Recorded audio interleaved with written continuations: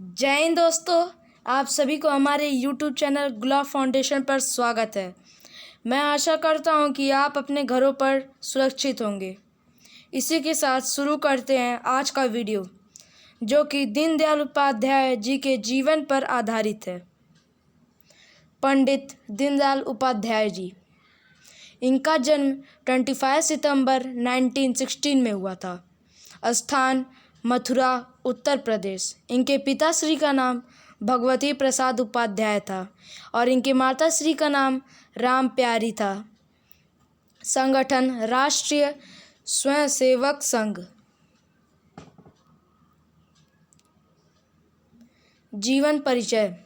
पंडित दीनदयाल उपाध्याय का जन्म 25 सितंबर 1916 को मथुरा जिले के नगला चंद्रभान ग्राम में हुआ था।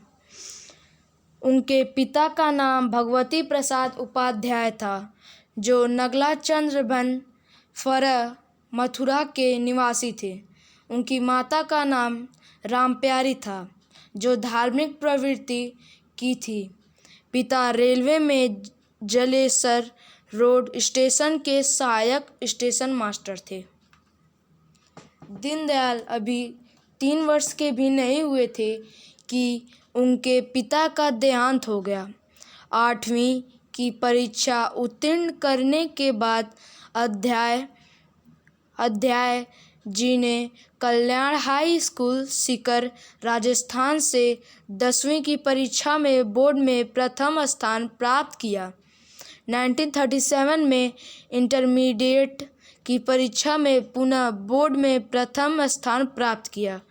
1939 में कानपुर के सतनाम धर्म कॉलेज से बीए की परीक्षा प्रथम श्रेणी में उत्तीर्ण की।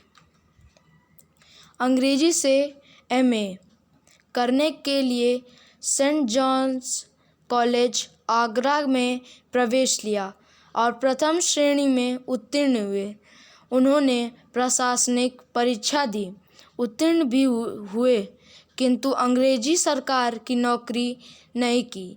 1941 में प्रयाग से बीए और बीटीसी करने के बाद भी उन्होंने नौकरी नहीं की। 1937 में जब वह कानपुर से बीए कर रहे थे, अपने सहपाठी बालूजू महाशब्दों की प्रेरणा से राष्ट्रीय स्वयंसेवक संघ में संपर्क में आए। संघ के संस्थापक डॉक्टर हेडगेवार का सार्वधिक कानपुर में ही मिला।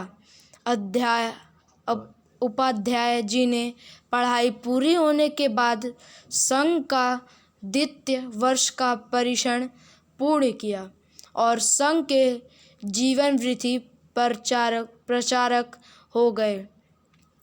आजीवन संघ के प्रचारक रहे।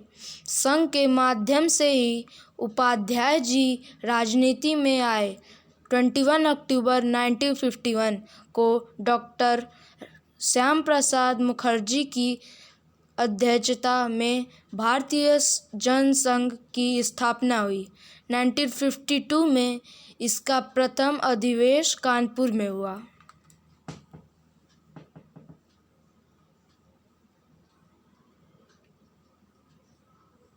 उपाध्याय जी इस दल के महामंत्री बने। इस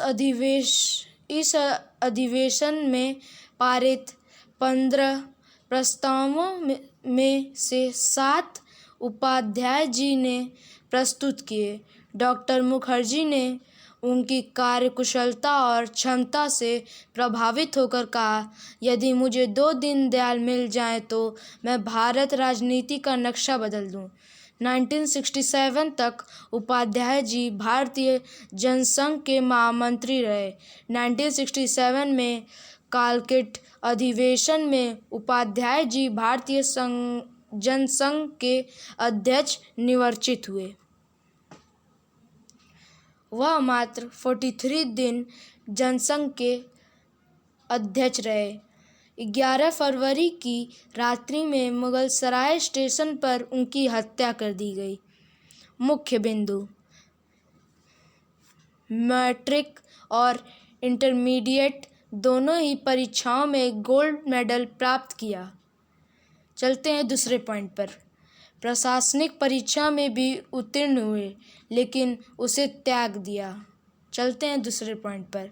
राष्ट्रधर्म और स्वदेश पत्र पत्रिकाएं लिखी। चलते हैं, देखते हैं नेक्स्ट पॉइंट को।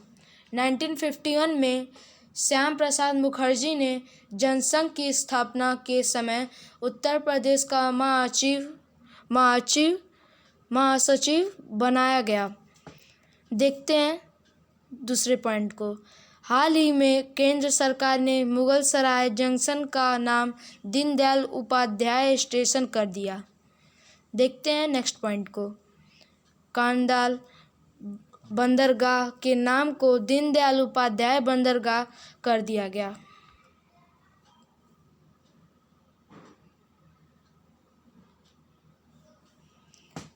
संस्कृति निष्ठा उपाध्याय के द्वारा निर्मित राजनैतिक जीवन दर्शन का पहला सूत्र है।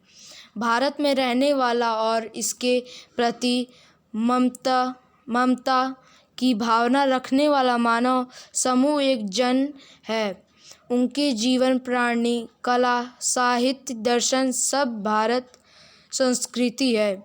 इसलिए भारतीय राष्ट्रवाद का आधार यह संस्कृत है। इस संस्कृत में निष्ठा रहे तभी भारत एकात्म रहेगा।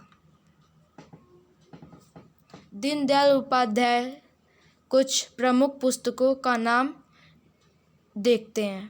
पहला 2 योजनाएं, दूसरी राजनीतिक डायरी, तीसरी सम्राट चंद्रगुप्त, चौथी जगत गुरु संग्रहालय, चौथी एकात्म मानववाद, पांचवी राष्ट्र जीवन की दिशा और छठवीं एक प्रेम कथा।